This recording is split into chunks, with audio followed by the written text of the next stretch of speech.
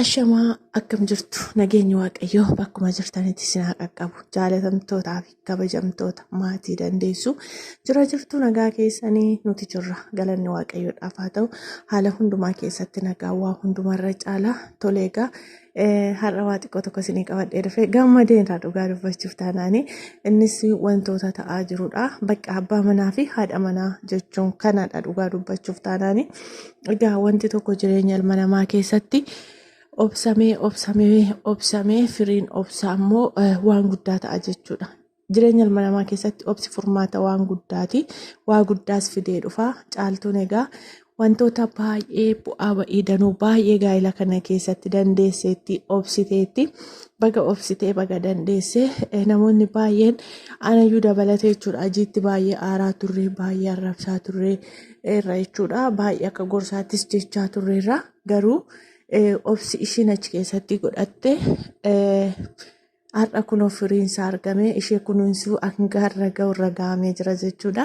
Walumaa galatti egaa jireenya ilma namaa keessatti yookaan immoo gaa'ela keessatti wanti barbaachisu obsadha jechuudha. Wal danda'uudha. Qabeenya caalaa tokkoffaa jaalaladha. Jaalalli sun immoo jiraannaan innuu mataan isaa wal danda'uu obsa gaafa hin fida jechuudha. Ishiinis egaa jaalala dhugaa waan qabduufii fi biyyattillee galtee seera ittiin gara gaa'ela kanatti dhuftellee osoo hin cabsiinne nikaa yookaan waadaa galtee sana yookaan immoo seera ittiin akka amantaa isaaniitti walitti dhufan kanallee otoo hin cabsiin seera ishii eeggattee rabbii ishii sodaattee kabajjee jaalalli mo'aadha jettee waan hundumaa keessa immoo darbite gara isaatti deebite yeroo deebituttis egaa wantoonni namatti hin tolle baay'een turaniiru. Haa ta'uyyuu malee yeroon sunis darbee har'a garuu mucaan dhalatee namatti tola.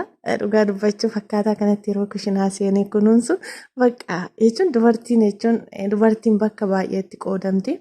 Haadhadhasii, biyyadhasii, obboleettiidha, intaladha, haadha manaadha.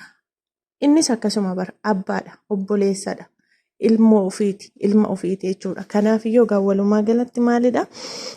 Kana hundumaa keessatti wal danda'uu fi jaalala dhugaa walii qabaachuudha. Egaa baay'ee namatti tola dhugaa waaqayyoo akkaataa kanatti kunuunsee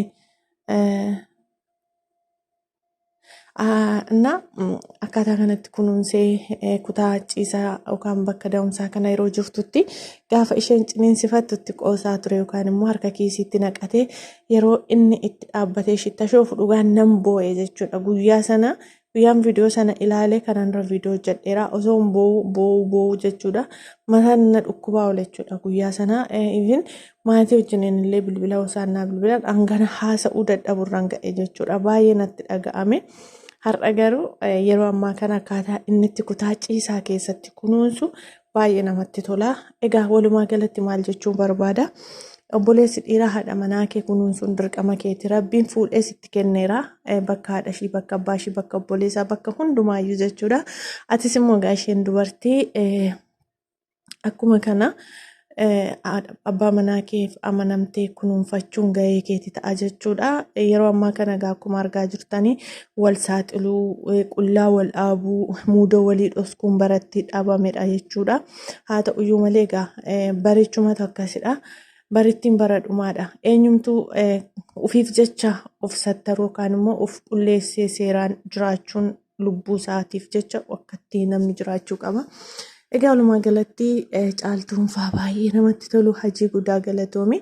Kunuunsi kee kun akkasumatti irraa hin citiin jechuudha. Maaliif namni hunduu kan sitti lolu kan sirratti dubbatu waan sin jaallatuufidha. Tosi jibba keessan qabaate namni waa'ee keessan galagaleeyyuu isin hin ilaalu jechuudha. Atis egaa sirreeffatteerta galatoomi. Egaa hundumti keenyayyuu mana keenya keessatti maal fakkaannaa? Hiriyoota keenyaaf maal fakkaannaa? Iccitii hiriyoota keenyaa akkamitti akka qabnu isa jedhus immoo waaqayyoon tokkoon laphee keenyaa haa hubachiisu. Dhugaa dubbachuudhaaf taanaan baay'ee bara fokkataa bara badaa keessadha kan jirru waan ta'eedhaaf jechuudha. Akkaataa kanatti wal danda'uu, waliif obsuu, wal dhaga'uu wanta tokko immoo gaafa uumame achi keessatti obsaan turuun barbaachisaadha jechuudha. Kanaaf baay'ee namatti tolaa. Hajii hamma nu aarsitee hanga nu boosiste keessumattuu ana baay'ee na boosisteetta. Baay'ee na boosisteetta jechuudha. Guyyaa tokko guutumata dhukkubee dabbaramaa oolee bulee. Kanaafuu amma garuu akkaataa kanatti kunuunsuu keetiif guddaa galatoomi jechuun barbaada.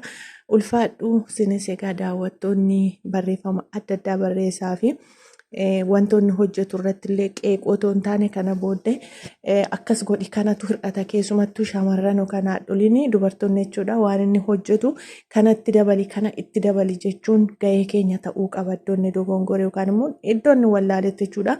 Yeroo baay'ee akkuma beekamu dhiironni jechuudha dubartoota keessumattuu dhiironni biyya keenyaa ijoolleen baadiyyaatti dhalatan fa'a amma kana hojii mana keessa akka qaaniitti ilaalu hojii kushinaa keessaa waan ta'eedhaaf qeequu irra iddoon itti hir'ise kanatti dabali kutaa yerootti aanutti akkasitti hojjedhottanii yaada kaa'uufiin gahee keenya haa ta'u isiniin jedhaa. Baay'een sin jaalladha, baay'een sin kabaja. Kanaaf egaa dubartoonnis abbaa manaa keessan jaalladhaa, kunuunsadhaa, akka caaltutti obsa godhadhaa isiniin jechuun jaalladha.